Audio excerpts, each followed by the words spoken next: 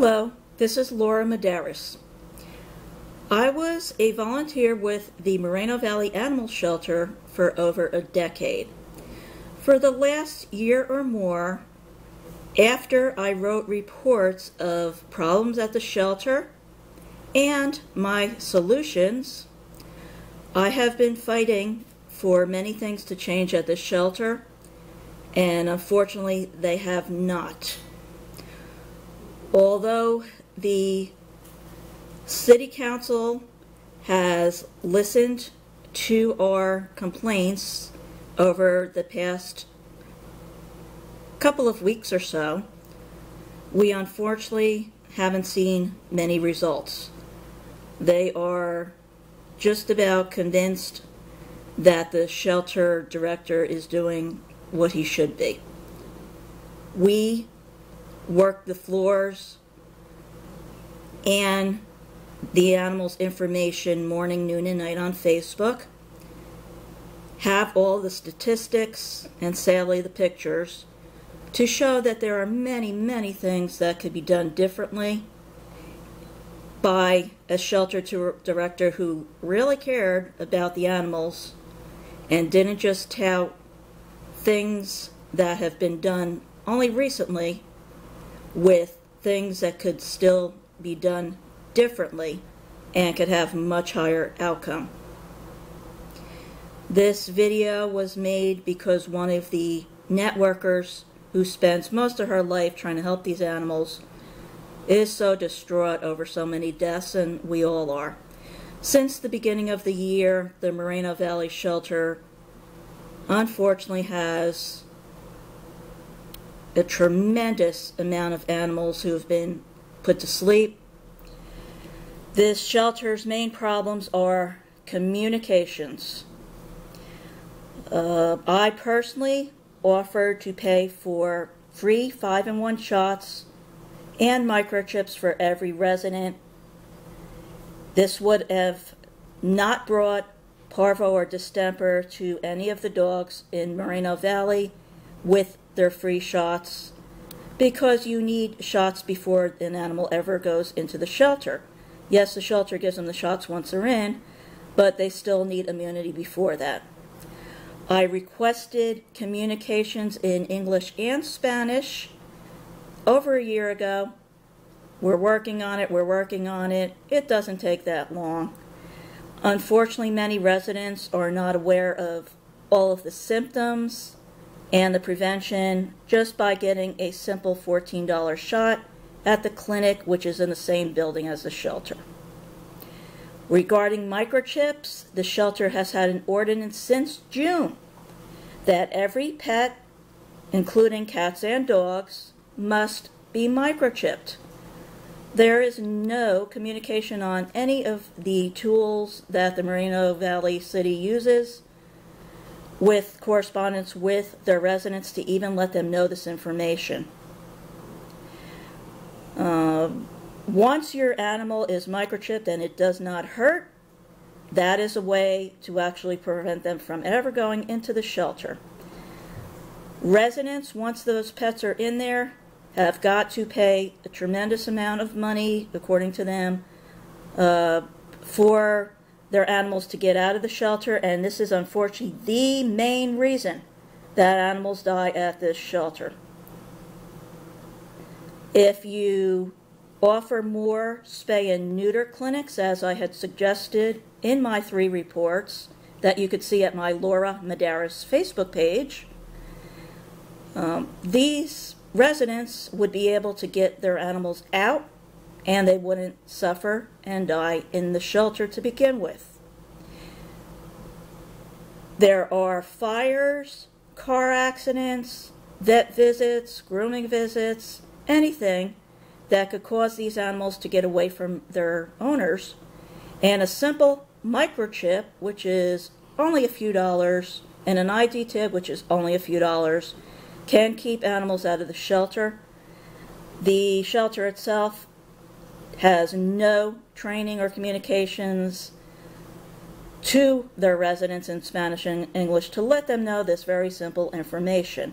So as the animals are impounded, unless rescue groups can get them, and there are so many animals that rescue groups are so full they can't take them, these animals die. When a simple microchip and a spay or neuter could have gotten them out of the shelter much more quickly and cheaply. Shelters are run by taxpayer money. This is a total disgrace that this information is not put out there in the communication tools. Now, some of the other things causing these deaths are the animals coughing, sneezing, and laying on floors without beds. There have been all different kinds of excuses used regarding the beds. Number one reason for putting dogs and cats to sleep at this shelter is kennel cough. It's considered a contagious disease. It is contributing to their deaths without these animals having a bed to lay on. Some animals, after they bit beds, were put into isolation where nobody from the public can see them, and they're dead. They're no longer alive. There's plenty of solutions. Residents and the rescue groups should not have to incur all of the emergency vet bills that they're having to with these animals because the shelter director refuses to put beds in the kennels. First it was there's no space, then it was they're chewing the beds, and every couple of months it's a different excuse. I've been fighting for this for over a year. Another reason why you have this high kill rate at the shelter is because rescuers used to be able to know which animals were being put to sleep every day. It was a daily euthanasia list which the director refuses to bring back again. So many of these deaths could have been prevented had every single rescue partner been given a daily email of animals who were being put to sleep that day, had medical issues because they're behind closed doors and the residents can't even see them unless they know to look on a bulletin board for animals they can't see.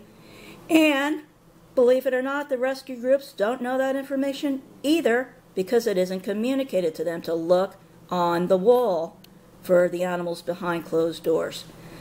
So you have many, many, many, many animals constantly behind closed doors that nobody actually knows are back there, needing medical care, broken legs, mange, treatments that the shelter is not going to be paying for, however, won't even give that information to their rescue partners. And it has to go to every rescue partner, not just a specific person.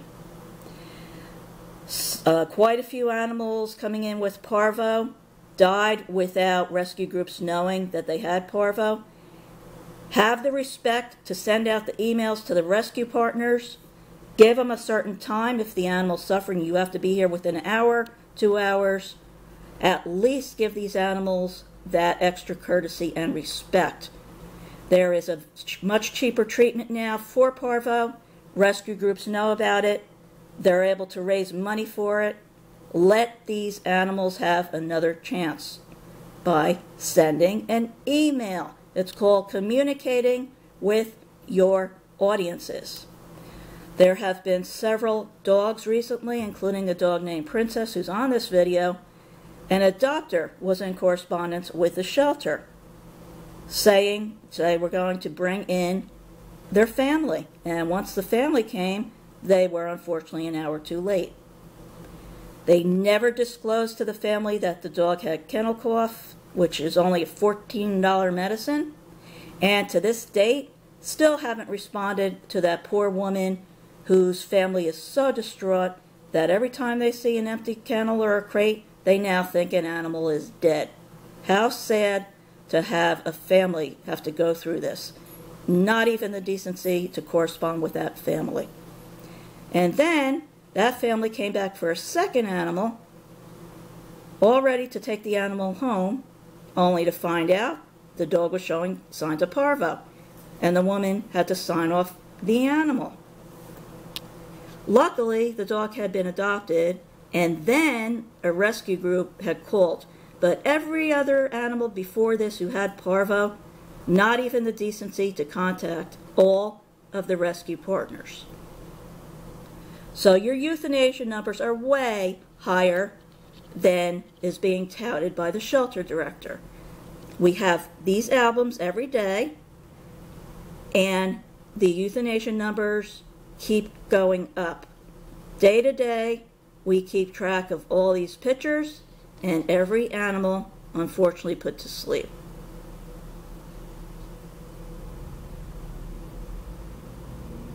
Now, regarding grants, we don't want to just see 3 or 4 grants a year.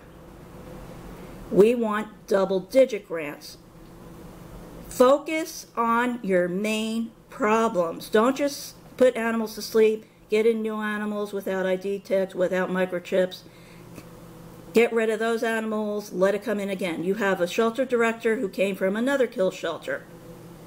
Anytime any rescuer, networker, transporter, or cross-poster has made suggestions to this director for ways to increase adoptions and reduce euthanasias, has been met with resistance. Not one person that I know of who has made suggestions has had those ideas implemented. You have a huge cat problem, accepting kittens and not telling people that if they're not a certain weight and we don't have bottle feeders, which they don't usually, those cats get put to sleep quickly. Any cat who's considered feral or aggressive, usually 3 days, that's it. These animals can be people's pets and still be scared and put immediately behind closed doors, listed as aggressive or feral, and die. You say that you're going to be doing trap, neuter, and release. That's been going on for years also.